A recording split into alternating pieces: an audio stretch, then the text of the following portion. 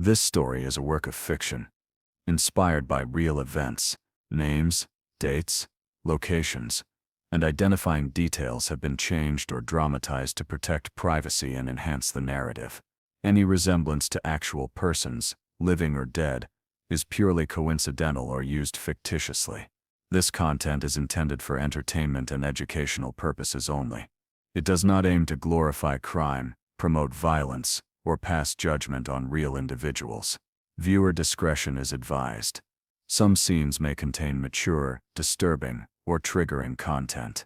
What you are about to watch could have happened anywhere, to anyone. It's inspired by real events. Whispers of truth, buried beneath layers of fiction. We've changed the names, the dates, the locations, but the emotions, the betrayal, the fear, those are real. This story is not meant to accuse, only to reveal, to make you question, who do you really trust? If stories like this keep you thinking, long after they end, hit subscribe, smash like, and drop your theory in the comments. Now watch closely, before the truth disappears again. March 12, 2023. 7:41 a.m. A quiet suburban neighborhood in Texas was settling into another ordinary morning, garage doors lifting, porch lights blinking off, the faint sound of children's cartoons drifting through living room windows. Nothing about the day suggested urgency, until the automatic doors at St. Joseph Memorial swung open and nurses rushed in carrying a small child. 4-year-old Ava Carter. African American. Limp in their arms. Her skin pale, her breathing shallow, her expression frozen somewhere between fear and exhaustion. A doctor stepped forward, assessing her quickly, his tone calm but weighted. He leaned toward a nurse and whispered the words that shifted the entire room, "Notify the police immediately." In that moment, one question rose above every other thought: what happened inside that house, and why was the last person she feared a man the community had trusted without hesitation? Outside the hospital, the story widened. Police knocking on a neighbor's door before the morning coffee had even brewed. Another officer guiding a 43-year-old man out of a single-story brick home, his face tight, his movements stiff, as if holding back everything he didn't want the world to see. A mother standing outside the hospital entrance, shoulders shaking, both hands covering her face as she fought for enough breath to speak. No explanations. No context. Just scattered moments that pointed toward something no one expected in this neighborhood.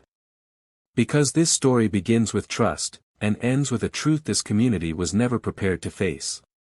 What follows is a reconstruction shaped only by verified evidence, medical findings, investigative reports, interview records, and the precise timeline authorities built piece by piece. If you value storytelling grounded in real events and the lives they change, subscribe so you never miss the next case we bring forward. To understand how this happened, we have to go back, before the ambulance arrived, before the hospital lights, before the tears, long before the morning Ava collapsed.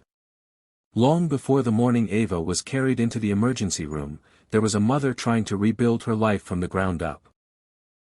Danielle Carter was 28, African American, and balancing two jobs that rarely allowed her a full night of sleep. She spent her days caring for elderly clients as a home health aide and her nights behind a grocery store checkout counter, counting the minutes until she could lie down, knowing she'd have to get up again before her body recovered. She wasn't chasing luxury or comfort, she was chasing stability, something she had rarely known growing up.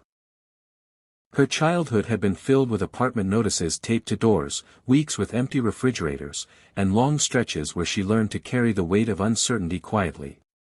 After her divorce, that weight only grew heavier. Bills stretched thin, shifts grew longer, and Ava became the anchor that kept her standing even when everything else felt fragile. Tiana, her closest friend, later told investigators, Danielle wasn't looking for a boyfriend. She wanted peace. A stable home. A routine that didn't change every month. And for the first time in years, Danielle believed she was close to building that. But life has a way of drawing people into your path at the exact moment you're most vulnerable. That was when Marcus Hill stepped into her world. African American, 43, soft-spoken, polite, always calm. At New Hope Missionary Church in North Houston, he was the kind of man people pointed to when they talked about good character. He arrived early to set up chairs, stayed late after service, and checked on older members during the week. The assistant pastor told detectives later, Marcus was dependable. If you asked him for something, he got it done. He seemed solid. And for the church community, that was enough. But investigators would later uncover that the man everyone thought they understood had a far more complicated history. Since 2011, Marcus had moved through multiple states.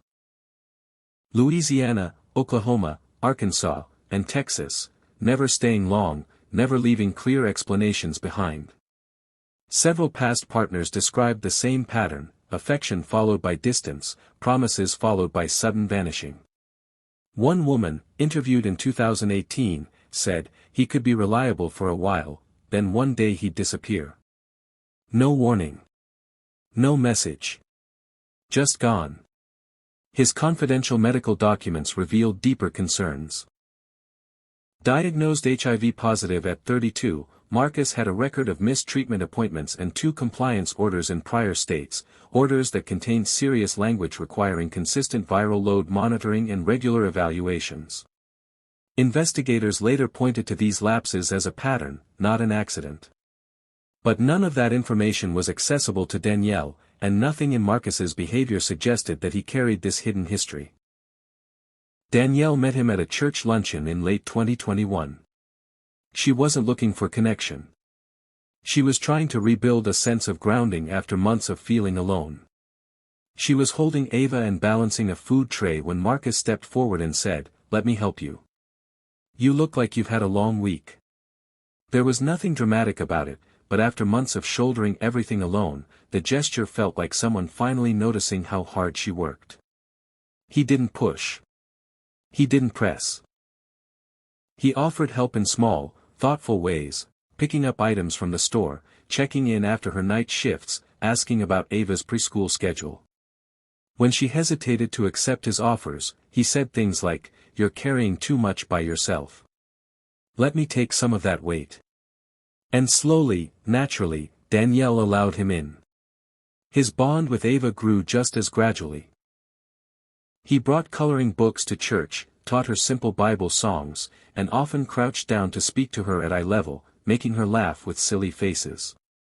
When Ava had a doctor's appointment in January 2023, Marcus accompanied them, telling Danielle, "I'll take care of the afternoon. You just focus on your shift later." She trusted him because he had never given her a reason not to. Investigators later described this phase as a textbook example of how trust forms. Not through dramatic gestures, but through quiet consistency. Marcus showed up in ways that made Danielle's life feel easier. Stability was her weakness, and he understood how to position himself as the answer to it. But as his presence became more regular, subtle shifts began to appear. Marcus started making decisions without asking, adjusting Ava's bedtime, taking Danielle's car for errands she didn't authorize, questioning who she spent time with by framing it as concern for her safety. To someone exhausted and craving order, these things looked like support. To the people watching from the outside, they looked like a man slowly taking root in every corner of her life. Tiana later told detectives, "One day I realized he was everywhere. School pickup. Doctor visits. Store runs. He acted like he lived there." But Danielle, used to carrying everything alone, saw a man who appeared dependable. And while she rested in that comfort, small changes began to appear in Ava. Changes so subtle at first they were easy to dismiss. But they weren't random. They weren't temporary. And they would soon become impossible to ignore. Because early in 2023, without warning, Ava began to change. By early March 2023, subtle changes in Ava's behavior had begun to ripple through her small world. At Bright Futures Preschool, teachers noticed a girl who once sang and drew with joy now shrinking into herself. She stopped talking as freely, clutching her backpack straps, staring at the floor. When Marcus entered the room to greet her, she recoiled, flinching as if expecting something she couldn't name. One morning, Ms. Jefferson, her lead teacher, recounted to investigators, she curled up on the floor, knees against her chest. When he leaned over to adjust her jacket, she whispered, "Don't touch me." It was sudden, like a switch flipped overnight. Nighttime offered no solace. Ava, fully toilet-trained for over 2 years, began wetting the bed again. Her small cries pierced the quiet, blankets pulled over her body, her hands guarding her lower abdomen as she cried out in dreams no one could reach. Danielle, exhausted and stretched thin between work shifts, felt a creeping unease, but Marcus's words offered a deceptive calm. One evening, as Danielle knelt beside Ava's bed, Marcus said softly, "She's just reacting to the divorce, Danielle. You've been gone too much. She wants attention, not help." The words burrowed into her mind. Guilt outweighed clarity. Perhaps he was right. Perhaps she was overthinking. And yet, that whisper of doubt refused to disappear. Then, on the morning of March 12, 2023, the tension exploded. The sun had barely risen over suburban Houston, the streets bathed in pale light. Danielle helped Ava into her coat, humming to soothe herself and her daughter. Suddenly, Ava collapsed mid-step, her small frame folding against the hallway carpet, her screams sharp and desperate. Danielle's heart skipped, panic flooding every thought. She swept Ava into her arms, fumbling with the car keys, adrenaline overriding fear. Marcus stood by the doorway, hands in his pockets, calm. "It's probably nothing. She's overreacting," he said, his voice measured, almost persuasive. "Let's give it a few minutes before rushing." Danielle shook her head, tears blurring her vision. "No. She's in pain. We're going now," she whispered, driving off with her child pressed to her chest. At urgent care, the gravity of the situation crystallized. Nurses guided them through triage, noting the severity of Ava's distress. One physician murmured to a colleague, "This injury pattern, it doesn't align with accidental trauma. Document everything. We may need law enforcement." Danielle hovered over Ava, whispering, "I've got you, baby. Mommy's here." Ava, voice trembling, muttered a single name, "Marcus." The room stilled. A nurse knelt to meet Ava's gaze. "Sweetheart, can you tell me who hurt you?" Again, the word came, fragile yet undeniable, "Marcus." Danielle's world contracted. Shock, betrayal, and fear collided into a moment she could scarcely comprehend. The man she had trusted, let in, welcomed, allowed to become a presence in her daughter's life, had crossed every boundary imaginable. Investigators were immediately engaged. Mandatory reporting protocols were triggered. Child Protective Services and the police were called. Ava's injuries, coupled with her disclosure, demanded a thorough, precise investigation. Every subtle behavioral change, every night of nightmares, every moment of withdrawal now formed a clear pattern, one that was impossible to ignore. And yet, this was only the beginning.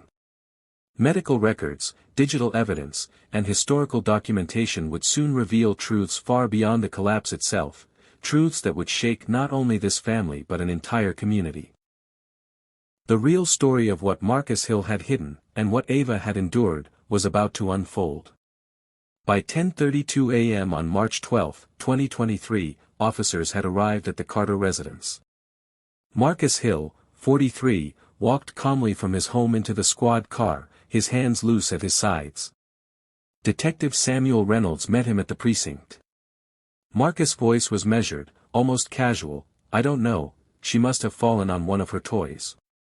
Kids do that all the time." Yet when the ER doctors presented their initial report, the words made Detective Reynolds pause. The injuries Ava sustained were severe, inconsistent with any accidental fall, and required immediate reporting to Child Protective Services. Each finding raised questions that demanded answers, questions that no mother or community should have to confront. While Danielle waited in a small, sterile hospital room, gripping Ava's hand, a nurse returned with results that would shatter what little calm remained. "Ms. Carter," she began softly, "Ava's labs indicate exposure to HIV." Danielle's eyes widened, voice shaking. How is that possible?" The nurse's response was careful, deliberate. "Confirmatory tests show she's positive." The words echoed in the room, heavy and final, revealing the full scope of Marcus Hill's deception. Within hours, prosecutors recognized that this case would span multiple jurisdictions. Exposure to a chronic infectious disease, combined with deliberate child endangerment, elevated it far beyond a typical assault investigation. Detectives moved swiftly to uncover Marcus' past. Emergency legal orders allowed them access to his sealed medical records. The files revealed a history of an HIV diagnosis dating back to 2012, with repeated lapses in treatment and multiple warnings to disclose his status to partners that had been ignored. Detective Reynolds later noted in his report, "This was not a mistake. He knew." The search of Marcus' home and personal devices revealed patterns of deception. Deleted messages between him and former partners outlined sudden departures and evasive excuses. Expired antiviral medications were tucked away in drawers. Online searches confirmed he understood the risk of transmitting the virus. Each detail painted a picture of careful, deliberate concealment. As news spread, the neighborhood's perception of Marcus crumbled. Former acquaintances spoke out. A past girlfriend recounted, "He just disappeared without warning. I had no idea what was happening."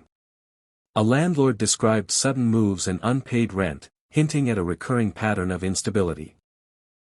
Even the church where Marcus volunteered issued a public statement, emphasizing that his actions were deeply disappointing and distancing themselves from him. Community outrage intensified. Neighbors, once welcoming, began sharing concerns they had dismissed before. Online forums filled with disbelief, and a vigil for Ava was quietly organized, a symbol of collective grief and support. By late afternoon, the evidence was undeniable. Medical reports, legal records, digital communication, and witness accounts converged, revealing a man whose actions had endangered a child and violated the trust of an entire community. Prosecutors now faced a courtroom battle that would test both the law and the resilience of a family left shattered in the wake of betrayal. And yet, as the sun set on March 12, 2023, one fact remained clear. Every action, every decision, every calculated move by Marcus Hill had led to a confrontation that the county had never faced before. The stage was set for a trial that would expose the full extent of the harm, both physical and emotional, inflicted upon a small child and her mother. By early summer of 2023, Danielle Carter had begun attending therapy sessions provided by Victim Services. The quiet of the counselor's office offered both relief and confrontation, a space where each word felt heavy with meaning. "You did what any parent would do," her therapist said gently, her tone calm but unwavering. Danielle shook her head, voice breaking, "I trusted him. I thought I was doing the right thing." Weeks of reflection slowly chipped away at the guilt, revealing a fragile but growing understanding. Seeking help does not equal failure, and sometimes survival requires trusting others, even when that trust is betrayed. At the same time, Ava's treatment started in earnest under the guidance of pediatric infectious disease specialists.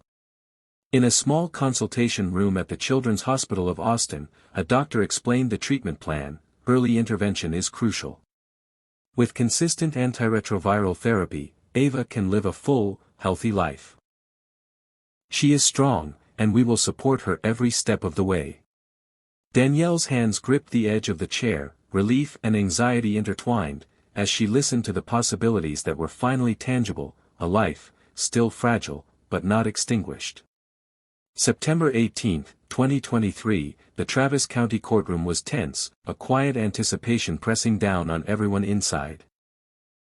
Marcus Hill, once regarded as a helpful, devout presence in the community, faced an array of charges that revealed the extent of his deception: aggravated sexual assault of a child, intentional exposure to HIV, failure to disclose medical status, child endangerment, and federal violations tied to interstate health order evasion. Every word of the indictment painted a chilling portrait of a man who had systematically violated the trust of those closest to him. When Danielle was called to deliver her victim impact statement, she rose, hands trembling but face resolute. "I trusted him because I wanted someone to help me care for Ava," she said, her voice quivering with the weight of truth. "I never imagined that trust could be weaponized to hurt the people I love most." A hush fell across the courtroom.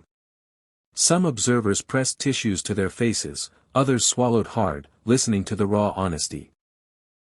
Marcus sat motionless, expression flat, a stark contrast to the raw, palpable emotion surrounding him. The judge, seasoned and deliberate, spoke with gravity. "Marcus Hill, the court acknowledges the immeasurable harm caused by your actions. This sentence ensures you will never have the opportunity to harm another child." The gavel struck. Silence hung in the air, heavy but resolute. Danielle exhaled slowly, a complex mixture of relief, sorrow, and tentative closure washing over her. Ava, holding her mother's hand, seemed to sense a weight lifting, a protection restored, even if the past could never be erased. In that courtroom, the audience witnesses a hard truth: the consequences of betrayal extend far beyond the immediate moment, leaving scars that can never fully heal. Yet, through the relentless pursuit of evidence, careful investigation, and unwavering commitment to justice, the community reclaimed a measure of safety. Justice, though unable to restore innocence, acted decisively to ensure that Marcus Hill's capacity for harm had ended. It was a resolution that brought clarity, a stark acknowledgement that while trauma may persist, accountability remains non-negotiable. Late 2023. Ava, once fragile and fearful, began showing signs of her old spark. The pediatric infectious disease team reported steady progress, and little by little, her laughter returned. Sometimes in shy giggles, other times in bursts of delight that lit up Danielle's quiet mornings. Each milestone, each small step, carried a weight beyond its size. It was a reminder of what had been stolen, and what was being rebuilt. Danielle's world, too, had shifted. She moved to another city, seeking the safety and privacy she and Ava so desperately needed. Even amidst the trauma, she found moments of hope. In Ava's regained trust, in the simple routines of bedtime stories and homework, in knowing that each day brought more stability than the last. Yet Danielle never stopped reflecting on the choices that led her here, the trust she had placed, and the vigilance she now knew every parent must exercise. This story is a cautionary guide for every community. Warning signs can appear in quiet ways. A child withdrawing, small behavioral changes, unexplained injuries, overbearing influence from a caregiver.